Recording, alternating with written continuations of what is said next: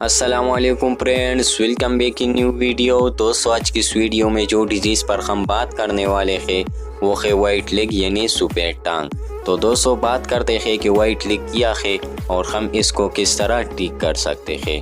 تو دوستو یہ بیماری صرف عورتوں میں پائی جاتی ہے اور بچے کی پیدائش کے بعد دیکھی جاتی ہے۔ عام طور پر بائیں ٹانگ زیادہ متاثر ہوتی ہے۔ 10ویں دن تک ٹانگ متورم ہونا شروع ہوتی ہے، درد ہوتا ہے، ساتھ بخار کی شکایات ہوتی ہے، ٹانگ وزنی معلوم ہوتی ہے، حرکت سے تکلیف بڑھتی ہے اور عضلات سخت ہوتے ہیں۔ اس مرض میں ٹانگ کی وریدوں میں خون جم جاتا ہے، رگیں متورم ہو جاتی ہے، رگوں میں خون جمع کی وجہ سے بچھڑانے کے انفیکشن بھی ہوا کرتی ہے۔ اب دوستو بات کرتے ہیں کہ وہ کون سی میڈیسنز ہے جس کو ہم لینے سے وائٹ لیگ کو ٹھیک کر سکتے ہیں۔